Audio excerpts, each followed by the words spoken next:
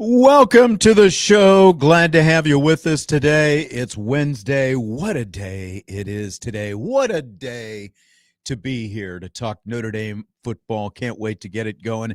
It's Mailbag Day. We've got a lot of questions from the Irish Breakdown Champions Lounge that have been submitted. If you're watching on the YouTube channel, you can submit your questions there. And if you're listening on the radio, well, when you go home, just pop in the YouTube, either at Irish Breakdown or Sports Radio WSBT. If you have questions, pop them in there. You can always throw them in advance. I'm Sean Stiers, joined by Jesse Stiers. We teased yesterday that the one and only Vince D'Addario might be back today after his status was upgraded to questionable. He tried to make some moves in the kitchen, I believe, yesterday after his procedure last week, and he's not quite there yet. So Vince remains questionable with an outlook of questionable / hopeful for Friday's show. That's where we are, but we're glad that Jesse is here today. How are you today, sir? I don't know if everyone is glad, but I'm here. There's one thing you've got to know in this occupation: you cannot please everybody. There will always be someone who disagrees, no matter what you do. So, have you brought up our radio listener that does not like the whiteboard? You must have missed Friday. We played the call on Fridays. Oh no, you played the call. You'll have to go back and listen. Yeah, that's pretty funny. I do need to go back and listen. No, but it's a very dreary and rainy day out here. Just cycling what it was through yesterday rain. Here. Yeah. But the crazy thing is like it feels good outside. And I went into the office today, and the office was like 76 degrees. And I was like, "What is going on in here right now?" And so it felt worse to be inside than it did outside. And I was not happy about that. But luckily at my desk, I have like this not industrial, but I have like this mini fan that blows on me, and I just cranked that bad boy up all day. So I can't complain. I thought I had it bad in this studio. This studio is like it runs pretty cold in here. So there are times like I'm probably going to need to start bringing a sweatshirt and throwing it in the cabinet. But I'm sure what's going to happen is as soon as it actually turns cold outside, it'll probably get hot. Yes. Here. So do you want to hear the best part about my day though? Sure. So I ordered this really cool, you can't really see all of it. It's like a Notre Dame rain jacket, zip up. It's like a lightweight jacket. Yeah. Just says Irish on the front, and then it's got like the Under Armour logo on the sleeve.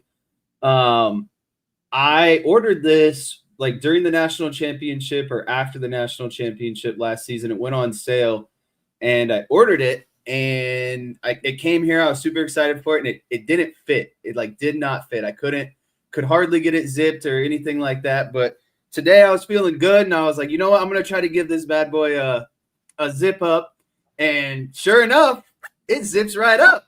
So that's all good. All that wedding training has paid off. You've got the Notre Dame jacket on that you haven't been able to wear for the last 9 months. Correct. 50 pounds and counting. So I guess. Well done. I guess the jacket is a little bit of a reward. But to me, that's like the best feeling is when you put on some clothes and you feel disappointed. You look disappointed. And then, you put in all the hard work and now it's like, and you know me, like I love my clothes, my shoes, all that stuff. So like when stuff started not to fit a little bit, I was getting real upset. But now I have my full closet at my disposal. Corey says water weight, 50 pounds, 50 plus pounds of water weight, sheer water weight. He just jumped in the sauna. Well, the issue is I've also put back on a lot of good muscle too. So it's like, where's that balance of. Have you got the slider pose from Top Gun Beach Volleyball? When he did the size pose down, slider with the sweatpants on, but no shirt up top. Wandong wants to know how volleyball went last night. Well, they won, so they're playing again tonight, right? Yeah. So I'll be here for the first hour tonight. Someone will relieve me for rapid fire, but we are in the championship this evening. Trevor will be in for the second hour of the show tonight. We'll see if it's rapid fire or if it's mailbag stuff. Submit your questions in the mailbag, your Notre Dame football questions. We've got plenty ready to go. And if I give you one guess as to what the theme of the questions that have come in so far, what would you say? Let me see. Defense, maybe. I don't know. On the nose, but we're going to start with a question from Joe on the offense. Joe asks, if you were Mike Denbrock, would you do a similar play like last week to start off the game on offense, or do you change it up? Do you think Arkansas would be looking for it? So, of course, they went play action, deep post to Malachi Fields to open up the game last week. What's your call this week, Jesse? I think this is a good question. I'm gonna be honest with you. I think Notre Dame could run just about whatever, and their scripted, their first kind of 10, 15 scripted plays, and hopefully have a good amount of success. But when you start off a game like that last week, I think like the defensive coordinator for Arkansas is going to be, hey guys, like we can't just expect run every play, because here's prime example of what could happen type situation. So I think Arkansas will be ready for it.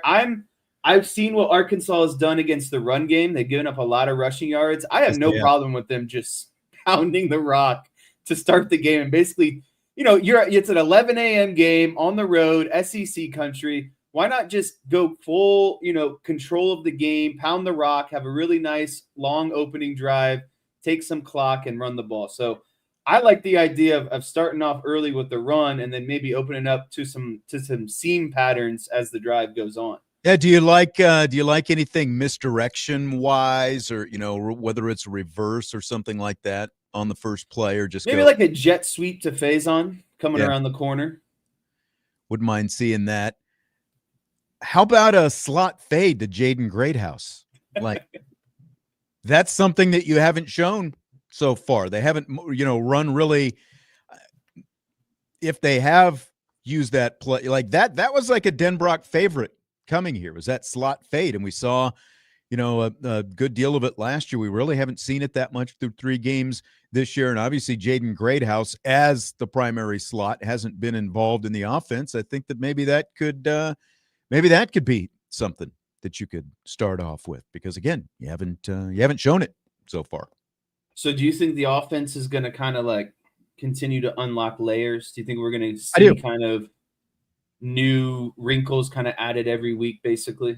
I do, and I think that it does kind of depend on the increasing comfort that Denbrock and CJ Carr have in different things. Obviously, they get to try things in practice, and if certain plays aren't working in practice, especially if they result in turnovers, then you do something else. Like it's like, okay, we'll leave that play over here for now. But I think we're definitely going to continue to see. Look, like we said the other day, the biggest thing that pass to Malachi Fields on the first play of the game, and then you can add the deep pass to Faison that was a touchdown last week as well.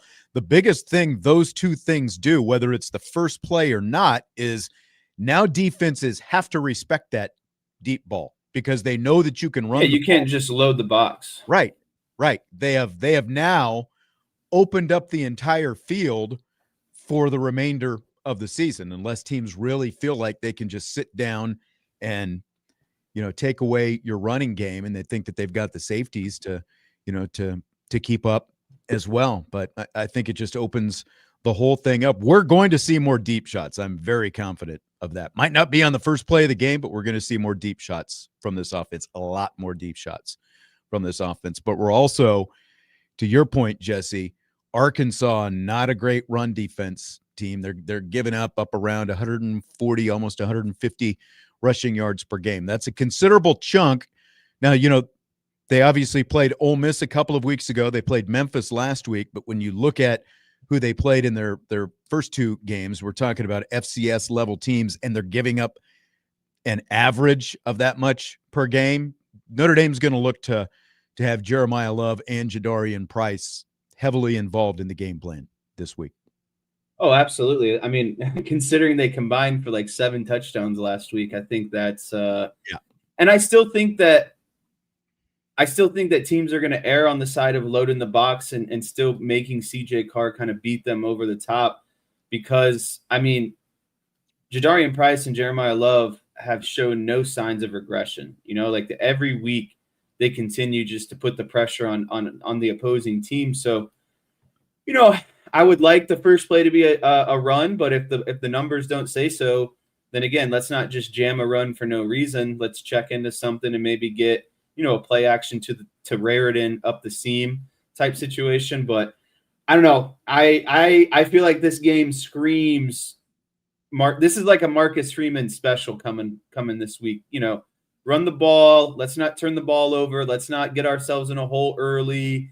Let's control the clock. Let's rally the troops time, you think? Is that what you're saying? Exactly. Okay.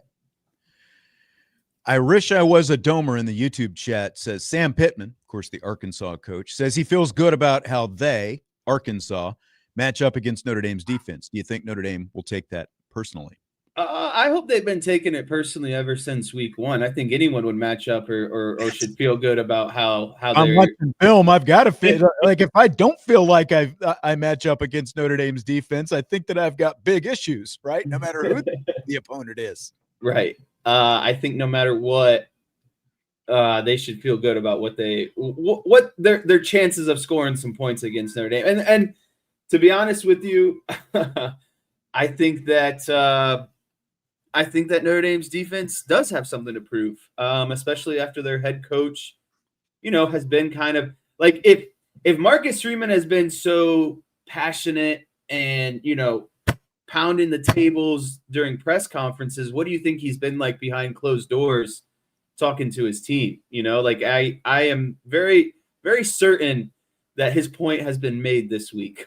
We know that he can be a very intense guy when he wants to be. And if there's a time to be intense, this is it right now. Like with what Notre Dame has gone through, with what the defense has gone through and what they've shown so far. I mean, as a team with pride that came into this season with, big expectations, I would hope that you take everything personally. Like, I would think that they took the Texas A&M loss personally, but they played well enough to win against Purdue, but that's still largely due to the fact that the offense gave them 49 points, and they got another 7 from Jadarian Price on the kickoff return. So, I'm still upset that this thing is kicking at 11 preseason. How did we go? Notre Dame and Arkansas. Let's kick that game off at 11 a.m. on a Saturday. Well, CBS has got to get some games too. I guess. No, it's not CBS. It's ABC.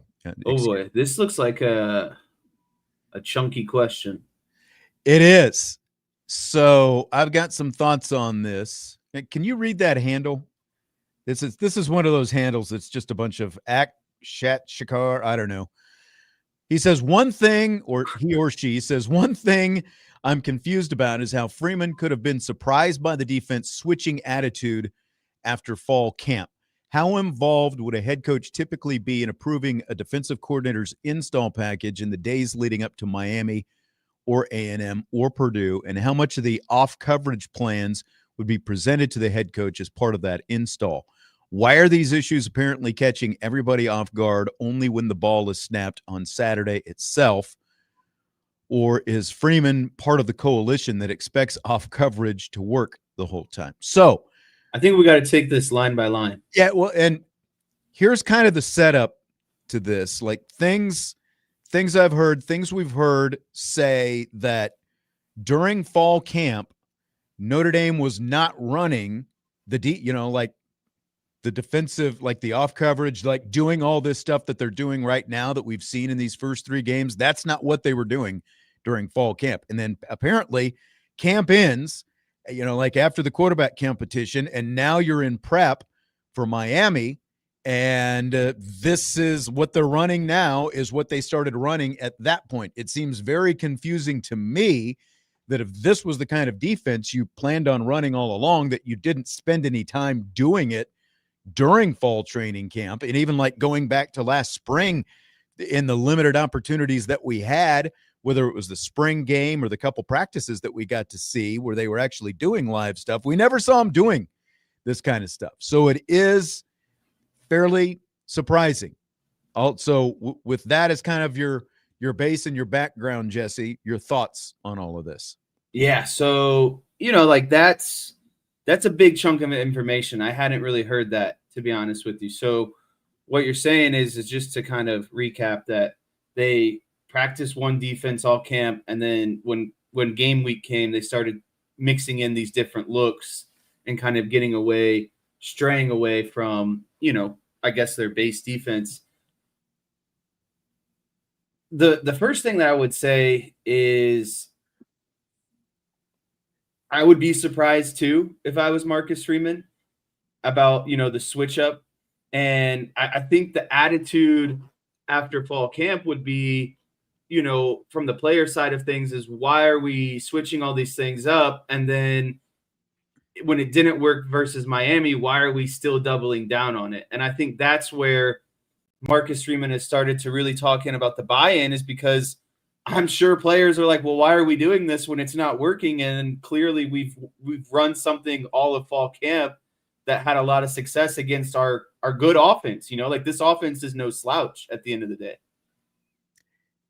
Yes, exactly. And again, like go back to last year, like when Marcus Freeman and Chris Ash, when they talk about we're running the Notre Dame defense, again, the playbook might be the Notre Dame defense, but the concepts you're doing, the things you're doing look a lot different than anything that we become accustomed to seeing with the Notre Dame defense over the past couple of years. So it is confusing, but again, how much of the sign off on this? I mean, surely Marcus Freeman knows what his defensive coordinator's game plans are. Surely he's part of those meetings, when they're talking about what they're going to do.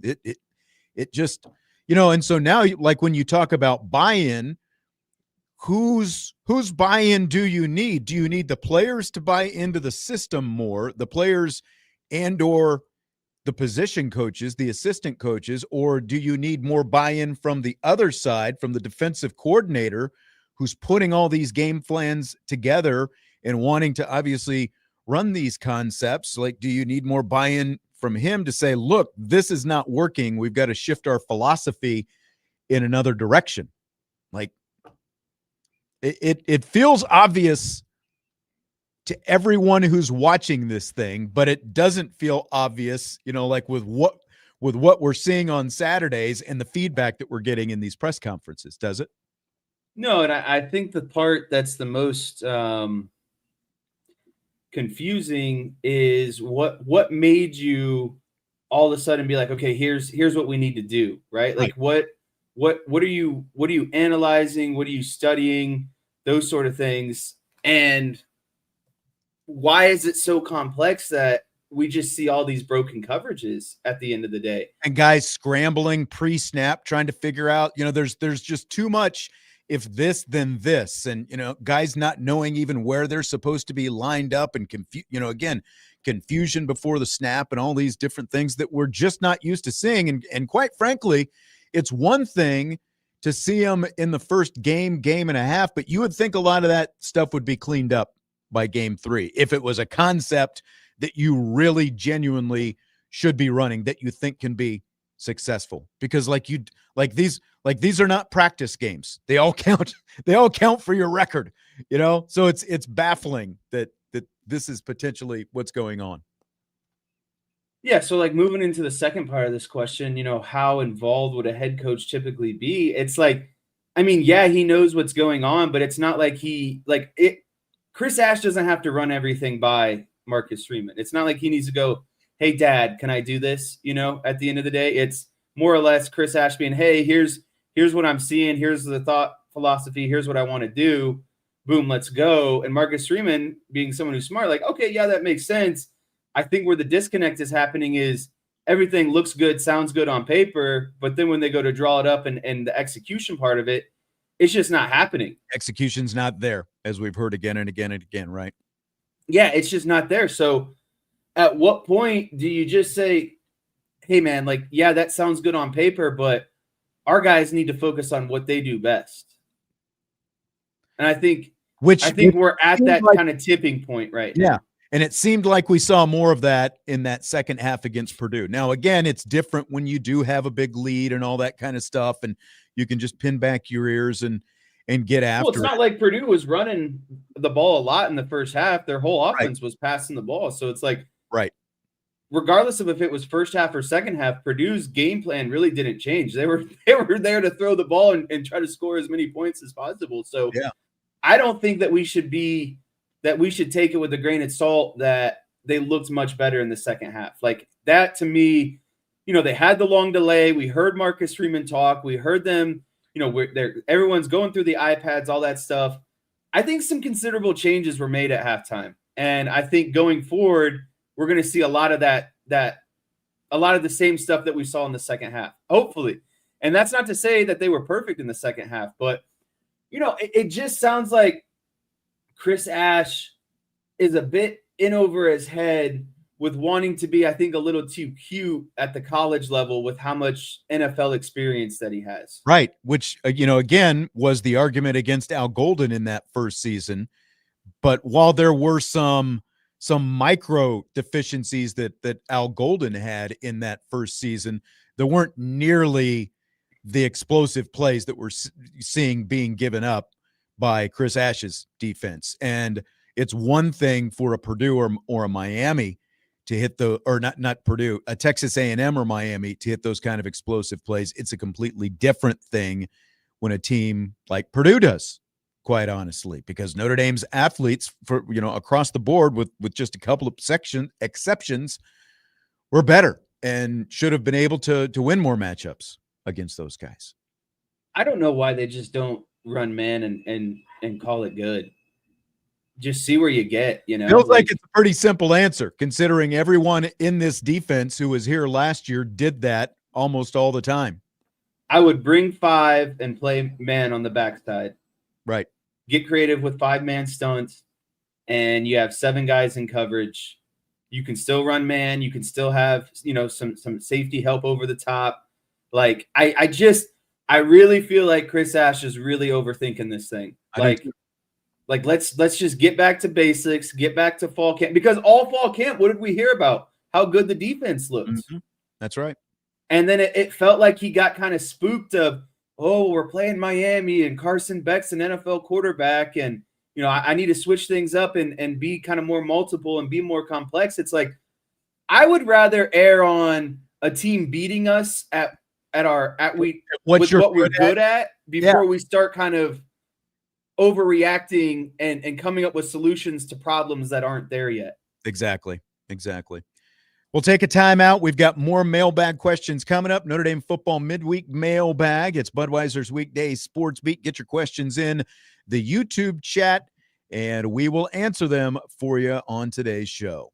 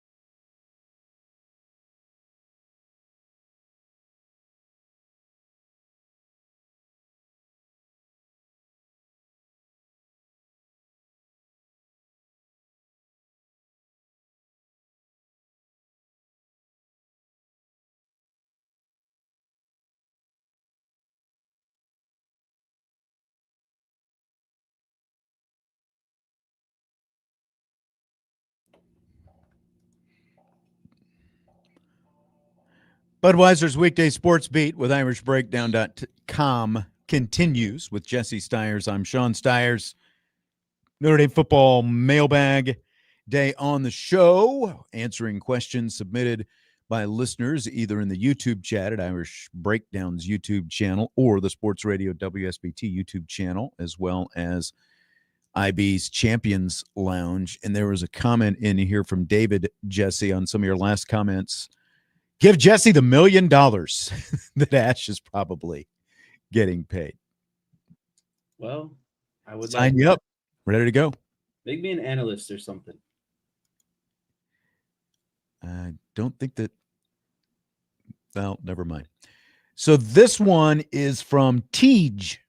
You've mentioned Al Golden prided his defense in neutralizing an opponent's strength, specifically by shutting down their go-to plays and core offensive concepts.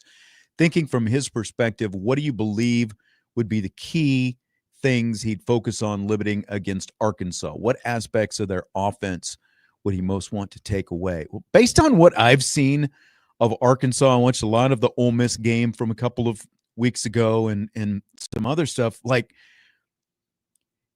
Taylon Green, their quarterback, he's their leading rusher, one. And because he runs so much, you see teams play zone against him, and he's fairly patient. Like if you just sit there and play soft zone and give their receivers holes to sit down in, he will pick you apart and move the ball that way.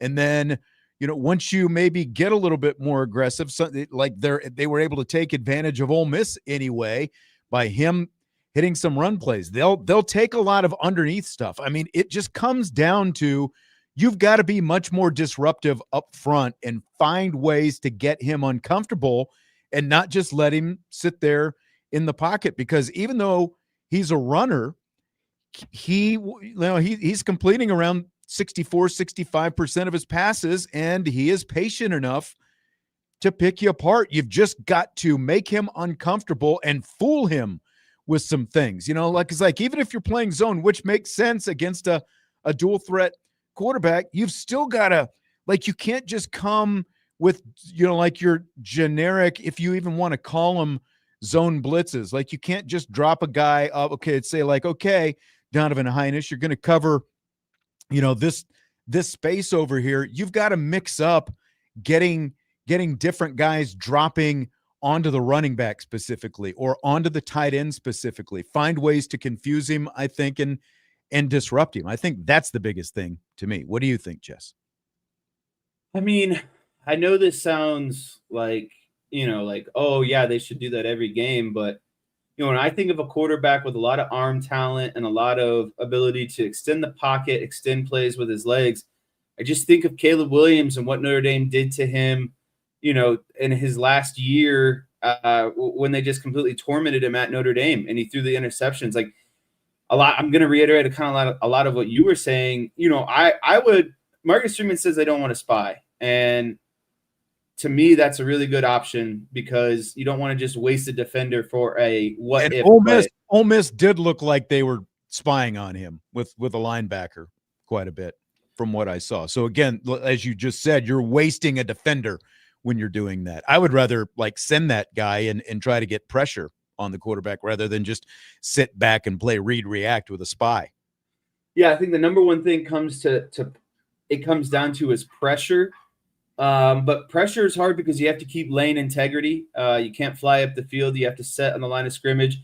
You want Taylon Green, instead of going sideways, you want him trying to step up and through into the pocket, into the teeth of the defensive line. So, you basically want stunts or pressure where he has to step up, and then you kind of got a late guy looping in that's just going to meet him as he's stepping up. So what can you do to create pressure, to get his timing off, to make, off balance throws, off schedule throws? Like he can't just sit back there 2 flat feet and just throw all day long. You have to do stuff that makes him move the pocket. And also I think the biggest thing is, and it's hard to say this because they're not doing well in coverage right now, but you want to disguise coverage as well, right? You want him to think he's got to look pre-snap and then post-snap he's got to make a read while also having, pressure bearing down on him at the same time. I think that's where you're going to get your best results. Yeah. See, like Corey says, you have to contain, and that's true, but you can't spend so much of your focus only on contain. You still have to try to disrupt this guy because, again, he is a patient quarterback. Like for a guy, like he reminds me a little bit, and I'm not saying that, like he's Riley Leonard's twin, but he reminds me a little bit just the way he moves of Riley Leonard because he's tall, he's 6'6", he's a long strider like Riley Leonard, and I've seen some people say he's not fast. I think like Leonard, he's deceptively fast because of the fact that he's a long strider, but to me, he looks more comfortable standing in the pocket. So yes, you have to contain him, and but to Jesse's point, you still have to find ways to disrupt him while keeping your contain and not running past him with your pass rush. I wouldn't be so worried about sacks. I would be worried about pressures, hits. Just making throws he doesn't want to make. Yeah, and also hit him while he's throwing, like get him off balance. Like he literally just can't sit back there and make every throw. Like you need to make him make throws at the end of the prime example is, do you remember when I always say his name wrong because he's just got a funky last name. You remember the Louisville quarterback last year that now plays for the Saints? Like when he made he made that crazy rollout play as Drake Bowen drilled him, and he still completed that touchdown in the end zone. Mm-hmm. You can live with that play. Like that's what I'm talking about. Like you want him to force him into those type of throws. And if he makes a throw and beats you, like you just kind of tip your cap and say, good job. But that's the type of pressure that he needs every down. Exactly. All right. So another question here from Team OD. What are specific changes you would like to see in the defense to say it is taking steps in the right direction? He says, yes, more exotic blitzes, lineup, press man, etc. So what specific changes do you need to see, Jesse, to say they're going in the right direction? Yeah, I mean, they kind of hit it the nail on the head in the question. You want to see creative blitzes. I would maybe why not get some safety blitz in there? Why not get some corner blitzes? Like find ways to get creative. I don't want them to bring 6. I think you need to bring probably 4 or 5 because you don't want to compromise, 2 guys into coverage. But I think any blitz is on is game this week. And I think Notre Dame's bread and butter the last 2 years has been man. And everyone knows they've been a man team, but they still haven't been able to really stop Notre Dame or get them out of, playing man, outside of the national championship, obviously, but you're playing some of the best wide receivers in the country. So to boil it down, I think they need to play man and they need to get creative with pressures off of man. How do you deal? So do you think that they could get enough pressures and not give up big chunk running plays to Taylon Green if they're playing that much man? You're not concerned about. Well, you always have a man that's accountable for the quarterback at the end of the day. Well, but is that your spy? Like what? Well, no, not necessarily a spy, but someone you can play kind of man over the top and still have a linebacker or 2 dropping into the hole at the middle of the field. And then if he takes off, then it's kind of their responsibility, to rally to the ball. It's going to be a lot of team defense this week, and that's, I think that's the number one thing you want to see is everyone hustling to the ball at all times, because I think this guy has the capability of breaking tackles, extending plays. So you need to rally to the ball and show a tremendous amount of hustle and effort on every play. And I think this is going to be a really good game for these linebackers to rotate, because you're going to get guys like KVA, Paremo, Sneed, guys who can really work well in space and close the gap. Yeah, I mean, KVA and Paremo showed, and they played together a lot in the second half last week. They showed that they can handle that kind of stuff, and it feels like this should be a game for them as well because of the fact that they play in space so well. Andre asks, who are 2 players on offense and defense that must have a significant impact on this game? offense, I'm going to say Eli Raridan. I think he's got to be able to do. Yeah, he blocked really well last week. I think he's obviously got to block well again this week, and I think he's going to be, a guy that you can lull behind the linebackers because they're going to be so caught up in the run game. And then, I mean, just to be honest with everyone, I think that Jeremiah Love, like, he's got to be the guy every week. I know it sounds cliche, but that's my answer. He's the home run hitter. He's the most talented player on offense. And when you get him going, then that means you get Jadarian Price going as well. And we talked about it earlier this week. Like, what a demoralizing feeling when Notre Dame is just hammering, spamming Jeremiah Love, and then all of a sudden, all right, here's Jadarian Price for you, right? So if Jeremiah Love is doing well, that means Jadarian Price is doing well. I think both of those guys at this point work in tandem. So I'm going to go with Raridan and Love. I mean, I'm going Love and CJ Carr because honestly, I don't feel like, I'm not disregarding Arkansas's defense, but as you've mentioned, like, it is a defense you can run on. And if they can lean on Jeremiah Love, that means they'll also be able to lean on Jadarian Price when they need to. And if you have that and CJ Carr playing at a high level, I think you'll overcome a lot of stuff, and everything else essentially falls into place. So for me, it's Carr and Love. They've been the two best players on offense this season. And, and like right after that, you'd say probably Jordan Faison and then Eli Raridan, but it's Love and Carr to me. Defensively, man, it's just like,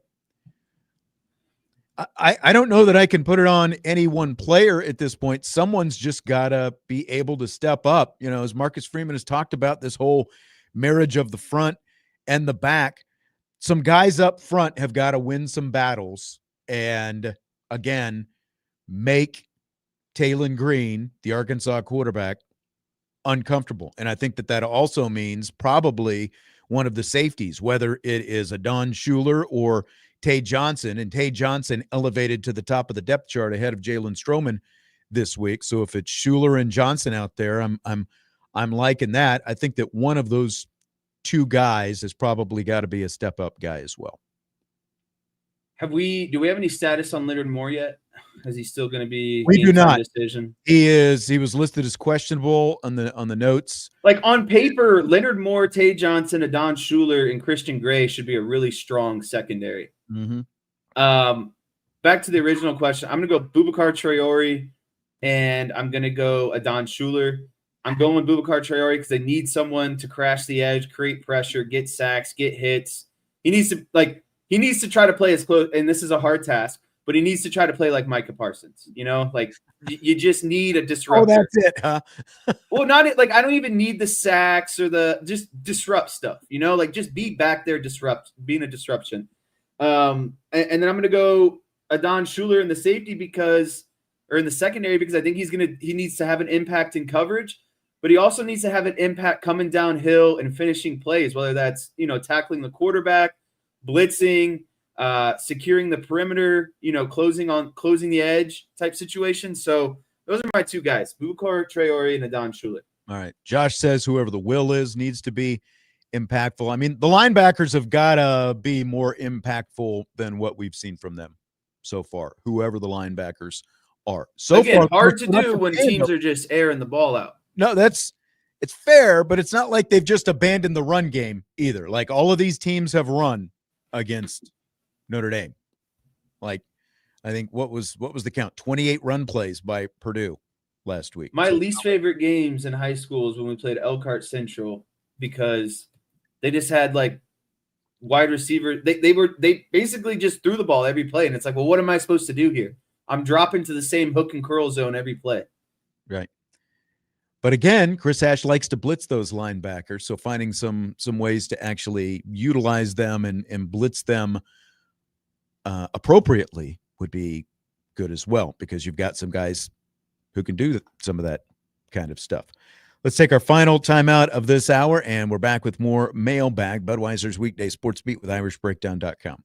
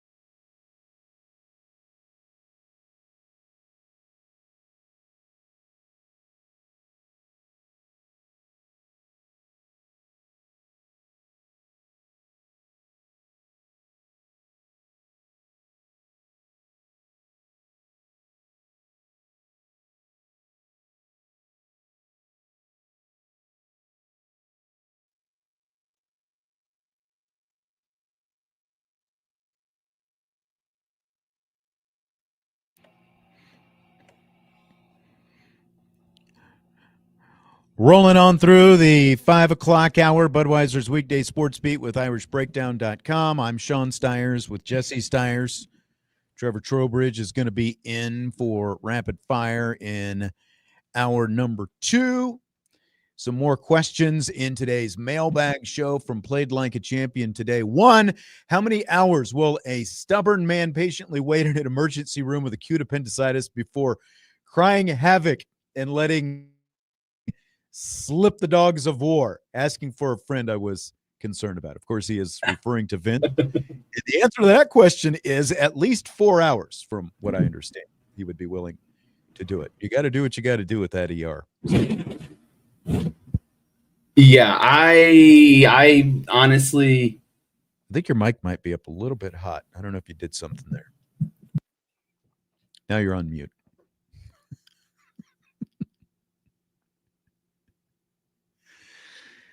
Still muted. Are we back? I hope so. I don't know how Vince did it. I've heard that this appendicitis stuff is like extremely painful. I had a friend in college who like his ruptured and he had to go to the emergency room and get it taken out immediately. I've talked to, 2 other friends who have gone through it. They all talk about it being like the worst pain. And I've never gone through it. I will say that I used it as an excuse once in college. I made it up. I'll just lay it out there right now. It bought me some time to get something turned in that I didn't have ready to go. So shame on me, I know, but everyone's used an excuse like that before. Yeah, I mean, you got to do what you got to do. Football question from Scott. Scale of 1 to 10. How likely is Notre Dame's defense to improve quickly enough to play at a level for Notre Dame to make a run at the national championship? Let's say a 1 is not likely at all, and the defense will cost Notre Dame at least 1 to 2 more games, while 10 is certain that Marcus Freeman and Chris Ash will turn this thing around this season. Oh, man, this is a tough question. I mean, like last year setting the bar of what a national championship defense looks like. I honestly have to go at this point like a 5 or 6 out of 10. Like I would be more positive if we've seen more positive signs, but I feel like we haven't seen any growth from game 1 to game 3. Yeah. It just all looks like the same thing. I honestly believe that this week is the most telling week of the season. I agree with that. And I'm not trying to be dramatic or, cliche, but we've seen the same problems week 1 through week 3. We've seen Marcus Freeman talk about it mid-game, post-game. We've seen him talk about it at the Monday press conference. At what point do we see an actual change? And if it doesn't happen this week, then when is it really going to happen? Because you've known about these problems for a month now. You even had a bye week in between Miami and Texas A&M, and nothing really changed. So it got worse. Yeah, it got worse. So like, I honestly have to be at a 5 on this point. Like there's a 50-50 shot, but I think this week is a really important week. Like if we see the same problems, we might as well just pack it up and be happy with a 9-3 season and, a Pop-Tart bowl against someone. I mean, that's the direction it's pointing in right now. And that might be best case is the Pop-Tart bowl if things don't change. But I agree with everything that you said. If we're going to see change, it's going to be this week. Again, it's going to be against an opponent that averages 500 yards of offense per game. So it's not like it's an easy task, but so my confidence level is a 3.5 tops right now. This is the line in the sand to me, to your point. Like if it's not going to change at all this weekend, I think largely they are who they are, and it's just going to be a roller coaster they're going to have to ride, and they're going to have to do it on the backs of the offense. And that's just what it's going to be. I think that's where it is right now. Listen, people, my blood pressure can't handle doing this every Saturday and Sunday. I'm watching a carbon copy of the same thing. This is what people still don't fully grasp, because, and I know people get tired of us talking about the Dallas Cowboys, but literally I was listening to some Cowboys radio podcast this morning, And they are talking about the exact same things with the Dallas Cowboys offense that we're talking about here. Like too much zone defense, too much soft defense, too many explosive plays. Not enough pressure. More man-to-man, not enough pressure, all these different things. Would you make a change at defensive coordinator during the season? Everything that's going on. And so we are literally, from a defensive standpoint, if you watch Notre Dame on Saturday and you watch the Cowboys on Sunday or Monday, depending on when they're playing, you're watching the exact same thing. You're watching the same games play out every week. The difference being last week is when the Cowboys should have been able to use their offense to exploit a bad Bears defense. They weren't able to weren't able to do it. But that's a completely different story. But we are we're watching the same thing Saturday and back-to-back days every week so far, and it's depressing. Domer Grizz, inserting Golden and Faremo was a big boost to the defense last week. Are there any more personnel changes you think would elevate this team? No, and I do think that Faremo and Golden were a big boost last week. Getting young guys rep, they bring energy, they have speed, athleticism. I feel like just at this point we've seen kind of everyone on defense, right? Like who haven't we seen on defense besides maybe some like fourth string defensive linemen at this point? Like we've seen kind of the full arsenal. So I don't necessarily think it's personnel changes. It might be more or less how you're divvying up those reps. Like is Faremo getting a bigger piece of the pie now? Is Golden getting a bigger piece of the pie now? I think that's what you have to look at, is what the rep share kind of looks like. And Tay Johnson, is Tay Johnson getting a bigger piece of the pie now, especially if he does stay at the top of the depth chart and he's the starter? I think that was something significant. The fact that he, on the depth chart anyway, was moved to number 1 and Jalen Stroman was moved to number 2 at safety. So you've got the potential of Schuler and Johnson starting back there. That could make some difference. But I agree, it's largely not a personnel thing. And I hate to sound like Marcus Freeman is like, if they're going to keep playing with the same structure they've been playing, they have to find a way to play it better. Like, barring that, they just have to play with a little bit different style, a more aggressive style that we know that they can play, but for whatever reason, they have been reluctant to do this year. Josh asks, if Moore is ready to go, do you think switching him and Gray to opposite sides would help? Gray seems to be better at boundary than field, even though he's the shorter of the two. I'm going to be honest with you. I don't really know.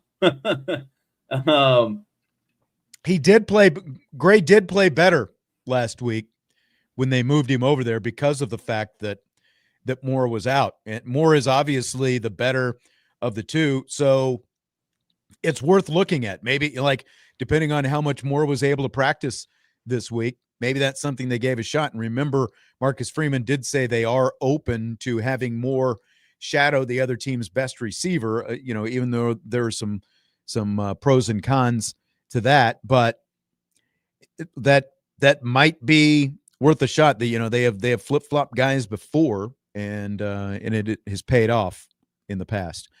To that point, though, Scott L. Esquire says on defense, when we were talking about the two guys, he says he's going with Zachary in his role as Christian Gray's backup. Based solely on what we've seen in games, he thinks Christian's shoulder is bothering him, and Petrino's going to exploit it. Christian Gray does have a banged-up shoulder, and like when you look at that play against Texas A&M where he was completely unwilling to make a tackle when Craver had the 86-yard touchdown, that there was something to that, and that's kind of what's part of what's so depressing is, like, it's game 4. You're going into game 4, and you've already got so many of these guys in the secondary who are already banged up. But you got to make do with what you've got at this point. ND Forever 72, level of confidence. We actually see a significant change in defensive play calling, similar to what we saw more of in the second half against Purdue. I'll put this at a 6. How about a 6-7? Am I using that right? Like, is that? I'll go with an 8 because I do think there was an emphasis on it, and there were direct results. Like there was very obvious feedback and input from Marcus Freeman. And I'll go out on a limb and say I trust him more than Chris Ash in terms of knowing his personnel and defense at this point. I agree. I mean, I hope we continue to see some more of the things that we saw in the second half against Purdue. Level of confidence, Jaden Greathouse makes an impact in the passing game this week. 3 to 4 catches, at least a possible touchdown. I'll go a little above average at a 6. It just feels like at some point he's going to have to be a factor in the offense. And, again, you'd be going off script at this point if you actually did look for him, a little bit earlier and more often. So I'll say a 6. How about you? I will go with 8 again. I feel like he's just kind of due, and it feels like he's bound to have a game. And we know that, Arkansas's defense is going to give up plays and points just like Notre Dame's defense. So I wouldn't be surprised if Greathouse mixes in to that this week. Final one from Thunderstruck 111. Jabron Payne and Aeneas Williams, have they played at all this year? And if not, what do you see as the issue? Running back shelf life is very short. You would think we have more of a rotation. Before Jabron's injury last season, he was the third down back. Thoughts? That was also a different running back coach. Yeah. Basically, Jeremiah Love and Jadarian Price are the two best running backs on the team. And there's just a different philosophy this year. Yeah, exactly. And Nolan James has elevated in front of Jabron Payne on the depth chart as well. So I don't see that changing anytime soon.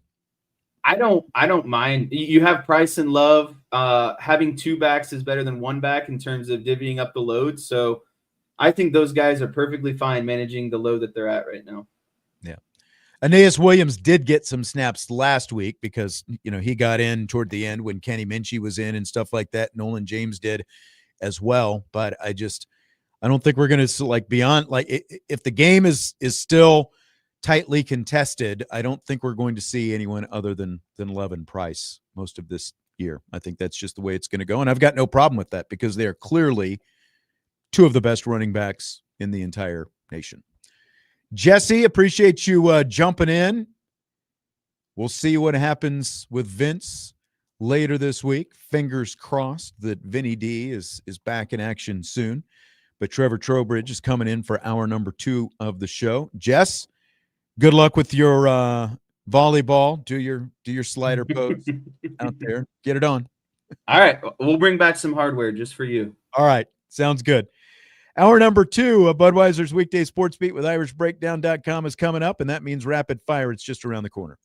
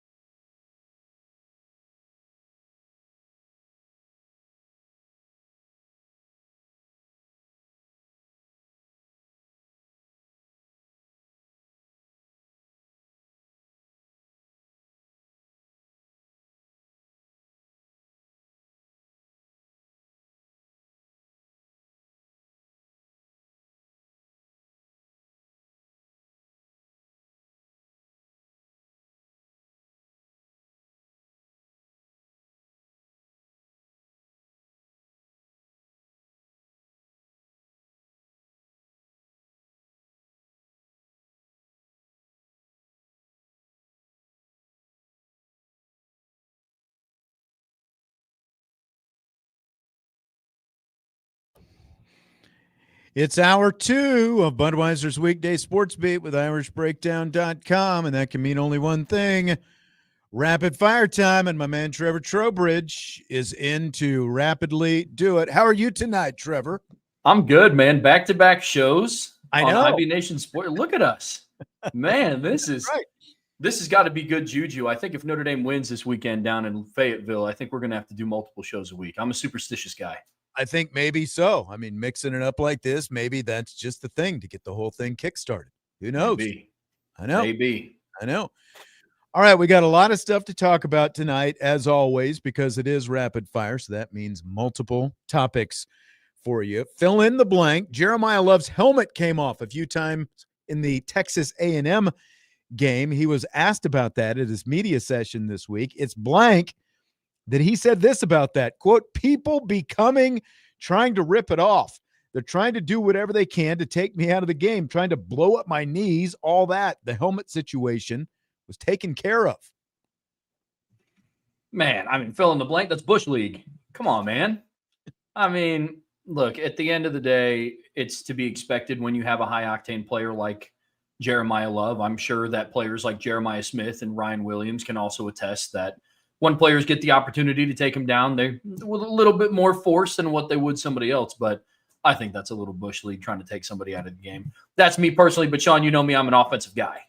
No, I mean, it's very Bush League. I mean, like pulling the helmet off is one thing because you do have to go off the field for at least one play. I mean, that's like Bush League, but like going after a guy's knees. I mean, you would think that players would have a little bit more respect than that because it's literally like, it feels like the one universal thing that players respect is the injury thing. That's why you see the other team go down on a knee, when someone from the other team is injured. Like no one, they all know that they're laying their bodies on the line all the time. So to hear that guys are intentionally going after his knees, like that's an obvious line being crossed out there. Like you can respect his ability and all that kind of stuff and not want him in the game, but like to do that kind of stuff is just the lowest of low. And you would hope that maybe, you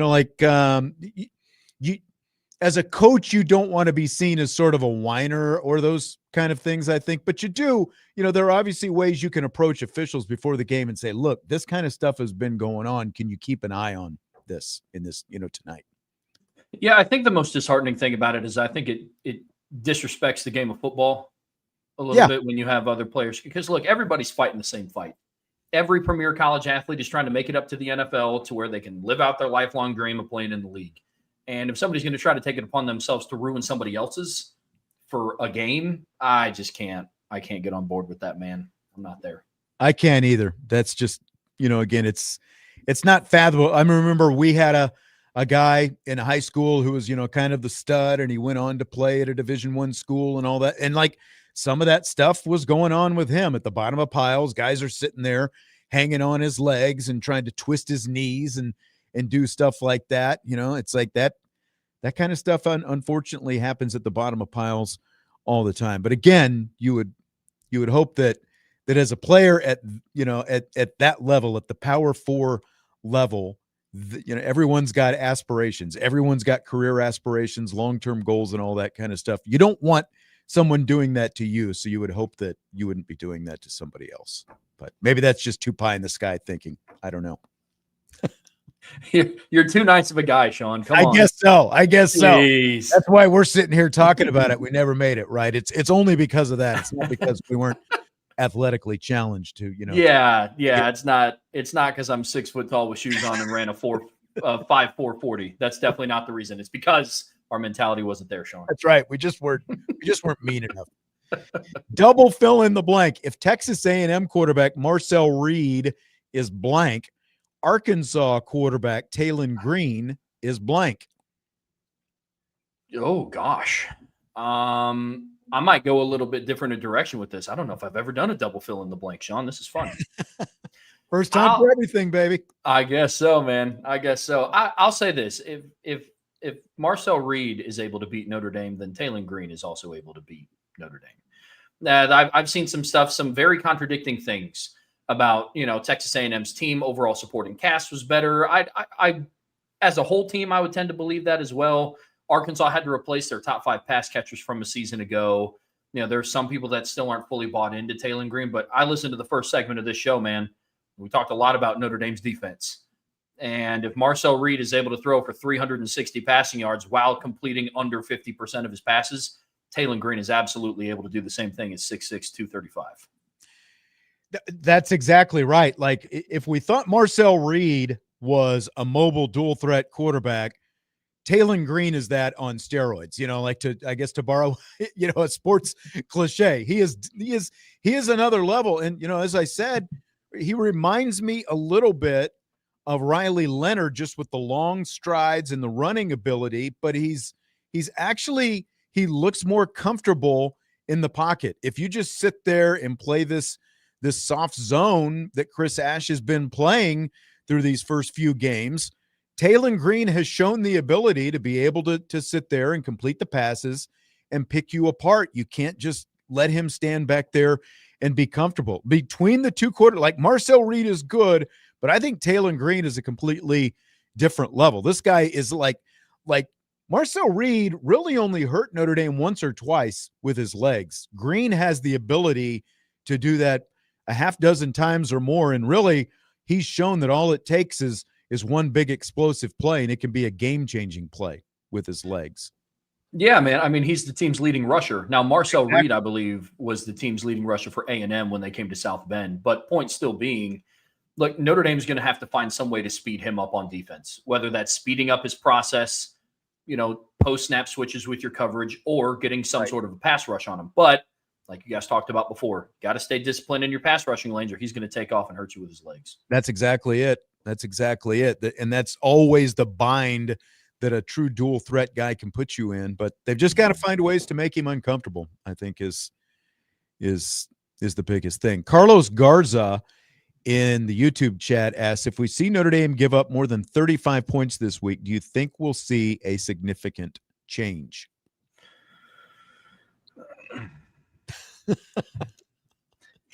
I mean, have we seen a significant change through 3 games? Yeah, I mean, unfortunately, Carlos, if I'm giving my realistic answer, I think it's no. I think it also depends on if they win. I mean, look, at the end of the day, it's one thing to say Notre Dame beat Purdue, a Power 4 team from the Big Ten with a new head coach and a completely new team by 26 points at home. That's one thing. On the other hand, you can also say they won by 26, but they scored 56. This is a defense that allowed 30 points at home to Purdue and 41 points at home. In 2 weeks at home, you've given up 71 points. That's not great, especially for the Notre Dame standard. So I think the outcome is also going to dictate what happens with this defense. If Notre Dame loses and their defense gives up more than 35 points, I think that Marcus Freeman and Pete Bavacco would be at a spot where they might have to make a change, or else nothing is going to change moving forward. Because you're 1-3 at that point. Look at this from the outside. You're 1-3 at that point. You're now eliminated from college football playoff contention. Yeah. You're not going to make it in with a 9-3 record, and it would be foolish to think you even really have a realistic chance of being 9-3 if you lose that game, because I think that virtually all but maybe 2 or 3 games are all going to be up for grabs at that point if you lose another game like this. Yeah, absolutely. So, Carlos, in short, my answer is regardless of win or lose, should there be? I think so. Will there be? I think it depends on the outcome of the game. I do too, because you can rationalize, just like last week. At least we won the game. All we need is 1 point more to win the game and that kind of stuff. So you can rationalize and write some of that stuff off. But you lose the game, and we're in a place that after last year, none of us thought we would be at this point this year. And there's no reason they should be at this point. But if you lose the game and you're giving up those kind of points, 35 plus points, Marcus Freeman has talked about, challenge everything. And at that point, there's a lot that he's got to challenge that he won't have challenged, I don't think, if you're in a spot where you lose the game and you give up 35 again, 35 plus again. Agreed. There was a question we talked in the first hour about the running backs. Justin was asking, is Jabron Payne behind Nolan James Jr.? He is. James has been listed as the number 3 running back the last couple of weeks. And I think part of that is due to the elbow injury that Aeneas Williams has, but he has been ahead of Jabron Payne on the depth chart all season long. So James has been up there. Like, I think you can probably consider Williams and James probably like co-3s maybe at this point, but Jabron Payne is number 5 on the chart behind all those guys right now. Yeah, I think the elbow injury for Aeneas Williams plays a factor in that too. I agree. Right. Yes, sir. Right. Notre Dame offensive coordinator Mike Denbrock was asked about the Wildcat package that he used against Texas A&M and if Notre Dame might use a Kenny Minchey package for short yardage situations instead. He says they've talked about exploring something that would involve Minchey in the future. Are you in or out on a Kenny Minchey package versus the Wildcat package, Trevor? Big picture, if it's going to help the team succeed and help Notre Dame win on Saturday, then yeah, I'm absolutely all for it. But at the end of the day, I go back to what I've talked about and stayed consistent with all offseason and so far through the first couple of weeks of the regular season is Kenny Minchey as a runner doesn't give you anything additional that Jeremiah Love and Jadarian Price and Aeneas Williams or Nolan James or Jabron Payne don't give you. You know what I mean? So that's how I look at it. Now, if there's things that you want to do schematically, sure, but having Kenny Minchey come in and take direct snaps is not the Wildcat. That's just him taking a shotgun snap. Like that's just your backup quarterback coming in and taking a snap. Right.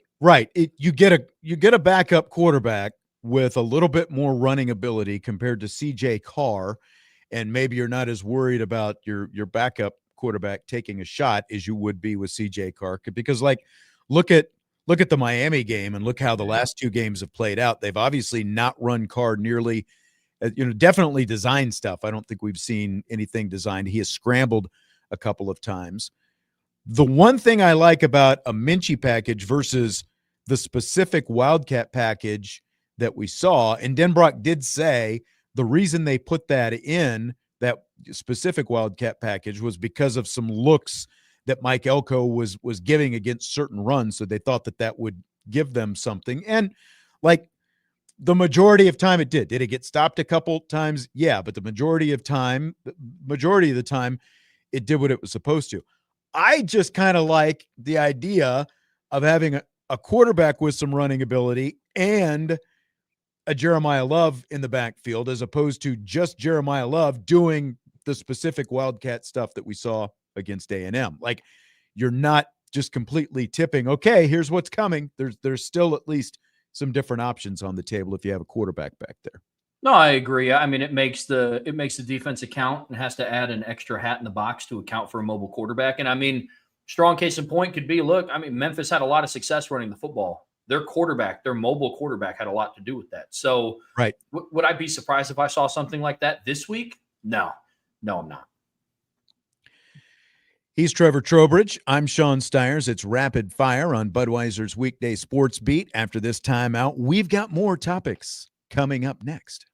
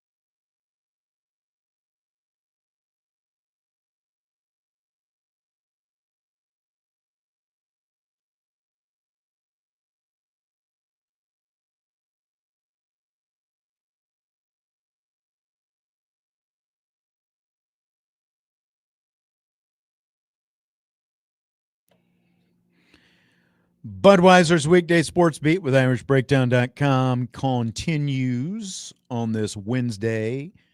Mailbag day on the show. We answered a bunch of listener questions in the first hour. This hour, of course, is rapid fire, is what it is as we go through a lot of different topics.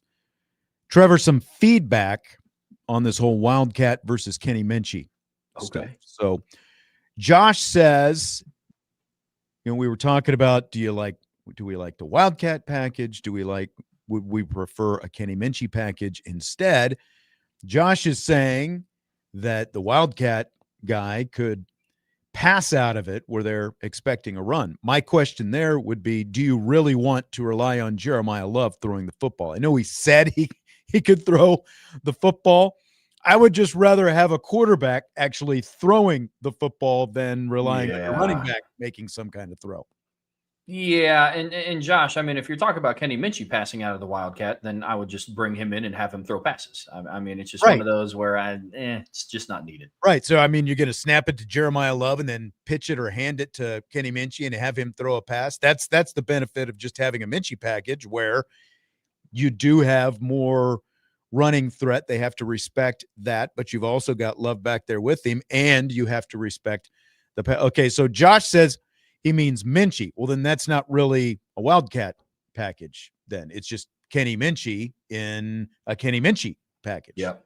And that's what I'm saying is, like, if between the two, I would rather see a Minchie package where you've got Minchie and Love out there together, where you still have to respect the pass and the potential run of the quarterback.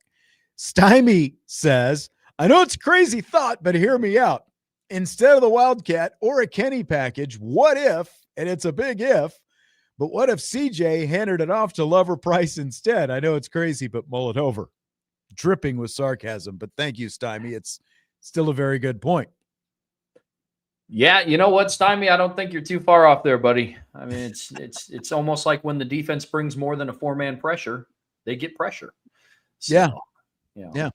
Crazy thoughts all around. And again, I wonder how much this Wildcat comes up again, because as again Mike Denbrock said at in his media session yesterday, they added this Wildcat look because of specific things they were seeing from Mike Elko's defense. So it sounds like it'll probably be dependent upon what they see from other defenses, and if they think that kind of thing would be the look that they need to run it. I would just hope that if they do run Wildcat again, it's not just straight put Jeremiah Love back there, stagnant, everybody's just standing at the line of scrimmage. Add some motion to it. Jordan Faison, the threat of Jordan Faison doing a jet sweep, or whatever, whoever, Will Paulings, those kind of guys. Like, get the defense's eyes shifting and moving in different directions and things like that. I think that would be very beneficial to it. We talked about it yesterday, Sean. I'd rather see a lot more 21 personnel with Love and Price on the field at the same time than I would a package with another backup or a running package for this guy. I'd rather see more 21 personnel. Yep, I would be down with that. I could agree with that for sure. So, Trevor, Shane Beamer is one of the first names that has popped up for the Virginia Tech opening because of the fact, obviously, he grew up in Blacksburg. Well, his dad, Frank, was the head coach there and put Virginia Tech on the map. My question would be, if you're Beamer, which is more attractive, staying at South Carolina in the SEC or going back to his roots in Blacksburg in the ACC at Virginia Tech? I think this is one of those where you don't really have a wrong answer, depending on, like, if you're Shane Beamer, I think you can go either way, and I would understand the decision either way. In the Any Given Saturday documentary, he talked a lot about how, he wanted to make a name for himself at South Carolina. He didn't want to be Frank Beamer's son. He wanted to be Shane Beamer at South Carolina, and I respect that. I understand that completely. But also, you kind of talk about different level of competition in the ACC than in the SEC. And you do have that kind of lineage drawing you back to Virginia Tech. So when I look at that situation, Sean, I just think it's kind of a win-win regardless of which one he decides to go with. Yeah, I understand your line of thinking. I look at this as like Shane Beamer has already found out at South Carolina very quickly this year that sustaining success at a mid-tier SEC, mid to lower tier SEC program is very hard. They've already lost Yeah. twice. They got thumped by Vanderbilt, and they also lost to Missouri in back-to-back weeks. So it's like college football playoff, that's out of the question now unless you run the table the rest of the way. And, so like the line of thinking that you're saying, I can get behind that, just staying your own man, not going back to that. But at the same time, you would be sort of seen as, the prince returning, home and all that kind of thing. And you're at a place like Virginia Tech in the ACC where, let's face it, I think that there's a lot more ceiling year in and year out at a place like Virginia Tech in the ACC as opposed to South Carolina in the SEC. So I would lean a little bit more toward the Virginia Tech, even though again there are its own challenges there because of where you're located. It's a remote spot. It's not a really big town, so there are things that are going to come with that as well. But I mean, neither one of them is the high ceiling destination, I guess. No, I think that's totally fair. I mean, in the ACC, you have to look. Now would be the prime time to get a team together in the ACC with Clemson falling off the way that they have. I mean, that's not a bad idea. I mean, you got to ask yourself something. What do you think is more likely? Georgia sustained success in the SEC, or Miami runs the table and wins their first ACC championship ever? You know what I mean? And then continuously does that. So, no, that's a fair point.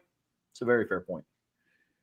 So there are several Big Ten games this season, like Michigan State at USC last weekend that kicked off at 11 p.m. Eastern time. This was in Los Angeles where it's 8 o'clock, but it's 11 p.m. Eastern time when they're kicking off. Other recent games like Boston College at Stanford and Minnesota at Cal kicked off at 10:30 p.m. Eastern time. So Trevor, are these late kick times fair or foul for the road teams in these equations? Oh, good. I mean, it's foul. I mean, Sean, it's almost like, and hear me out here, it's almost like when you try to form super conferences and you add in a team that is multiple time zones away, somebody's going to be inconvenienced. Isn't that wild? Yeah. No, that's terrible. I mean, now, mind you, I was still up on Saturday. We were still doing the post-game show Saturday at 11 p.m. That's true. You guys were still kicking it strong at that point. We were just getting started, baby. I mean, we were getting kicked off. But no, man, I mean, I hate it. I hate the fact that they're that late. I mean, now remember, not all of these are conference games. Like Minnesota at Cal, that's a non-conference game, but it's 10:30 p.m. Boston College at Stanford. You're literally talking about as far as you can go on the East Coast to the West Coast, BC and Stanford. And I heard the guy who does the Boston College play-by-play, I heard him the week at like a couple days later. They got home at 9 a.m. in Boston after playing at Stanford, 10:30 p.m. on the Eastern time. They got home at 9 a.m.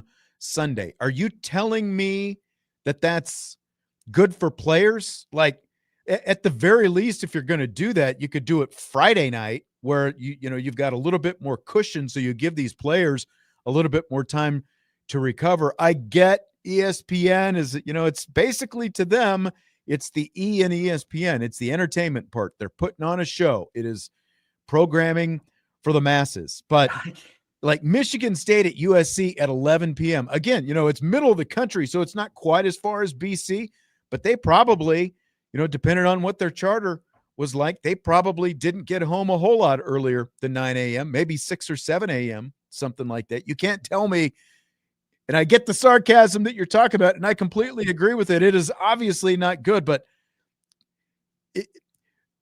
if you're going to have these late night games, at least try to make it so that the teams involved are separated maybe by one time zone instead of 3 time zones, Yeah, I think that would be the smart move. I mean, look, I hear you about the entertainment aspect, but look, you got to make sure that at least more than 50% of the country is going to be able to tune in and watch it live if we're going to consider it, entertainment. Because, I mean, at the end of the day, look, one of the benefits, Notre Dame travels out and they've played teams all across the country before in prime time for, when they go out and face USC at night in the Coliseum. But that's 5 p.m. their time. It's 8 p.m. our time, so I understand that. But 11 p.m. Eastern time, that's late, man. That is late. Stymie said or is it, if I can get it in there, USC played at 9 a.m. at Purdue, right? I don't think so. I think that was a noon game. I think that was maybe supposed to be a noon game. It was 9 a.m. Well, I think he's saying like 9 a.m. 9 a.m. Angeles local time. Yeah. Well, there's not much you can do. Like the time zone that you're in, like the NFL is playing these games in Europe. And even when some of these college teams obviously go to England or Ireland or whatever, like the Pacific time zone, like you're getting up at 6, 7 a.m. to watch those games. 9 a.m. I would still rather have 9 a.m.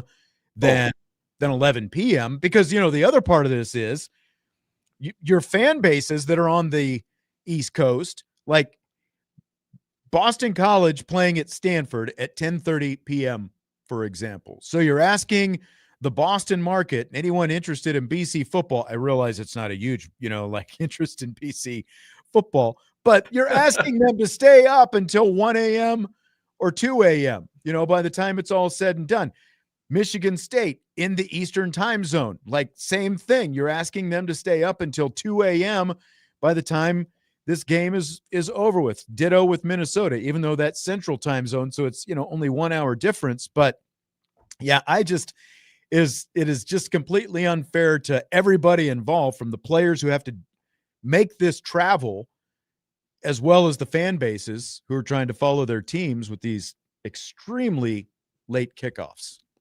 Yeah, it's extremely late. But I'll tell you what, if I lived out on the West Coast, it wouldn't be such a bad thing waking up at 9 a.m. to just college football on the TV. I know. Though. That'd be I lived sweet. on the West Coast for a year, and it's awesome to be able to roll out of bed after a night of, whatever you're doing out there. And it's like Saturday, Sunday morning, the games are already on TV by the time you kick out of bed. Like West Coast is perfect. But, again, it's like this is like Michigan State USC. It's perfect background stuff at a sports bar on the East Coast or in the Midwest. But Michigan State players, BC players shouldn't have to suffer, for everyone else's entertainment by getting home at 7, 8, 9 a.m. after you play a game like that, and then have to get yourselves together and then get up and go to class on Monday and roll into practice the next week. But as you said, as you started off with, it's almost like having teams in the same conference on opposite coasts is not a good idea. Who would have thought? Crazy. We'll take our final break and then back with a couple more topics to wrap things up. Budweiser's Weekday Sports Beat with IrishBreakdown.com and Rapid Fire.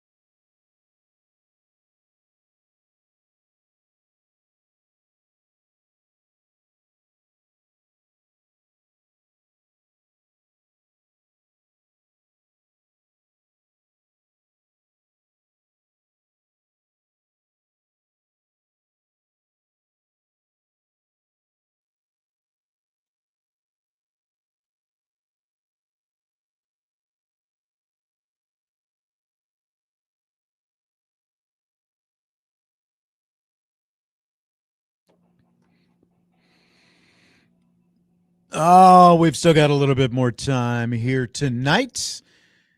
Rapid Fire continues. I'm Sean Steyers along with Trevor Trowbridge, knocking them out, setting them up, knocking them down tonight, topic after topic. Fill in the blank, Trevor, the player, coach, or team you feel most differently about right now compared to the start of the season, which feels like a year ago at this point, is blank. Notre Dame aside, how do you not say Kansas State? I mean, that is a team that I just did not see coming. I mean, the teams in conversation: Kansas State, Clemson, Notre Dame. But I got to go with Kansas State. They were one of the teams in the preseason that I projected them to play for the Big 12 championship. I mean, you go and you lose a close game to Iowa State in Ireland, but you only lose by 3 points. You come back home to North Dakota to play North Dakota, not even North Dakota State, North Dakota. You know, last-second game-winning drive to win 38-35. And you lose back-to-back games against Army and Arizona, and Army lost to Tarleton State. Man, yeah, man, wow. I mean, it was supposed. Obviously, they were a ranked team. Kansas State was, and one of the favorites to win the Big 12 this year. I think that's a really good answer. There are a lot of good answers. Like Stymie says, Florida State. We didn't, as he said, didn't know what to expect, and they've obviously played pretty well. Looking forward to seeing what happens when they face Miami here on down the line a little bit, as Miami ends up playing both of the, the other big state of Florida teams. Clemson didn't see them going 1-3. Notre Dame is a good answer. Like Anthony says, Notre Dame, specifically the defense. Like the big question regarding Notre Dame is what has been the issue. How is Chris Ash going to call a game compared to how Golden called a game? We didn't know that it was going to be this diabolically opposed, like the Al Golden philosophy compared to the Chris Ash philosophy. But look at what you've got. I'm going to go a little bit different route, though, and Irish for Life 99 is singing my tune. Well, he says if Indiana and Notre Dame were to play today, who are you picking? I would probably pick Indiana the way they're playing right now. Now, they still have a lot to prove. Got to go to Iowa, show they can back it up. That was a big game for them last week. They've still got Oregon. They've still got Penn State. So, like the bigger fish are still out there. But I tell you what, I expected some drop-off for Curt Cignetti after what he was able to whip together in year one coming into year two. But there is a complete case that they are even better in year two than they were in year one. I mean, if last week's game against Illinois means anything, they surely are. And he was not afraid to pile it up because I think that he wanted to make a statement because he was a little ticked off that he, had just made the college football playoff and he was compared to Illinois. Like, who the heck is Illinois? What the heck have they ever done? He probably said it in a lot different words behind closed doors. But as of right now, I'm more impressed with Curt Cignetti than I thought I was going to be at this point in the season. Yeah, I am as well. Indiana's a really good answer for that one.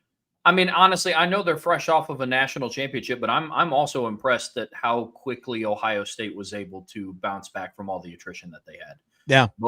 Both coordinators, 8 starters on defense, 2 new offensive tackles, brand new running back room. You lose Emeka Egbuka and Will Howard. It's impressive, man. It's impressive. I mean, Joe has the answer. Illinois was completely overrated. And what's crazy is they got so overrated because they beat South Carolina in a bowl game last year. And everyone was like, ooh, South Carolina, just outside the college football playoff picture and all that. And look at where South Carolina is this year. Like, that's what vaulted Illinois' national kind of thought was the fact they finished off the season. And I mean, look, it was a lower tier bowl, and who exactly was playing in that game, I don't know. But I bought into the Illinois hype. Not like overboard like a lot of people, but like a lot of people, I did think that last week's game against Indiana was going to be a lot more competitive than what it turned out to be. Yeah. Colts quarterback Daniel Jones, of course, was known as Danny Dimes when he was the New York Giants quarterback, but they're calling him Indiana Jones now that he's leading the surprising 3-0 Colts. Which nickname, Trevor, do you like better? Oh, it's Indiana Jones. For sure. One, I love Indiana Jones. It's one of my favorite movie franchises growing up. But two, I live in Indianapolis, man, and I'd be lying if I said that I was a Colts fan, but it's cool when the teams in the city do well. I mean, the Fever got Caitlin Clark, and then obviously we know the run the Pacers have been on the last 2 years. It makes the city fun, and I was kind of waiting for the Colts to catch back up, and so far, Indiana Jones is kind of doing his thing, man. I do too. Like, get him a whip. Do they have any posters of him around town yet? Like with one of those hats that Indy used to wear. Not yet, but I mean, if they go on the road, I think they're on the road this week to play the Rams. I mean, if they go out to LA and beat the Rams and SoFi, come back here, I mean, I might paint one myself. Who knows? I mean, it was like I had never even thought of it. Like coming out of training, like Daniel Jones, the fact that he's in Indianapolis and all that kind of stuff. I don't know who came up with it, but it's the perfect nickname for him, and especially because I think they were calling him that before they even won their third game, and kind of where this thing is right now, it's snowballing. If they can keep it up, you're going to hear more Indiana Jones. I think it's kind of fun. I think it's a lot better nickname than Danny Dimes, honestly. Yep. I do too. I'm big fan of the Indiana Jones nickname. That's for sure. Yeah. I mean, do they literally is everyone down there just calling him Indiana Jones? I've forgotten about the fact that you were in the heart of Indianapolis in this. Oh yeah. I mean, Lucas Oil is, 10 minutes away from the apartment. So, but yeah, okay. I mean, that nickname is alive and well in all the group chats that I'm in, but no, around the city, people call him Indiana Jones, and yeah, it's awesome. Okay, I want to finish with this. This is a question I've kind of had on the docket. It's kept getting bumped a little bit. This whole Tom Brady controversy. He's obviously Fox's #1 analyst. He's a minority owner of the Las Vegas Raiders. There's been, he was sitting in the coach's booth wearing a headset a couple weeks back. Do you think it's time for the NFL to make Brady pick a lane and decide what he's going to do?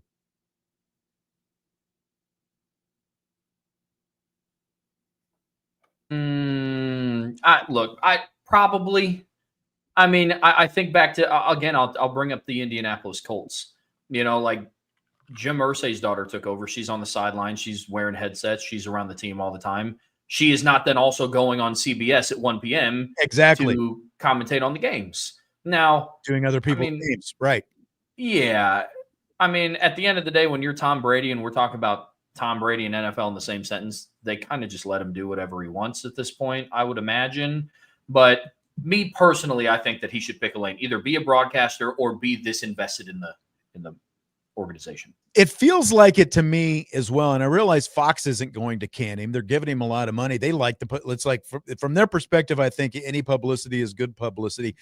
I don't know, when you listen to coaches, I don't know how much he's actually influencing the game, but it just feels like if you're going to be one of the faces of Fox Sports, you shouldn't be sitting in a coach's booth during a nationally broadcast, televised game, wearing a headset, hanging out with the coaches. It just feels like, okay, if you want, they're obviously fine with him being an owner. That's fine, but you don't need to, it's just a bad look, I think. Because it says, it basically tells everybody your interests are divided. And I don't think that that's what anybody needs. So I don't know if it's at the point where the NFL needs to, make a move, but it's like, hey, Tom, could you just stay out of the coach's booth, keep the headsets off? I think that would be fine. Yeah, I think so too. And luckily, I don't really know how many, 4:25 p.m. kickoff games on Fox the Raiders are going to have. So maybe they're just waiting until those paths diverge. But they play the Bears, though, this week. So that's true on the 4:25 slot. Okay, well, there we go. Right. Trevor, enjoyed it as always. I will talk to you again soon, my friend. Yep, absolutely. Appreciate you having me on. All right, absolutely. Appreciate all the questions in the mailbag portion of the show tonight. We've got more, of course, coming up tomorrow. Marcus Freeman's noon Zoom. We'll have some of his comments on the show tomorrow. And, of course, we've got more coming up the rest of the week. Budweiser's Weekday Sports Beat with IrishBreakdown.com.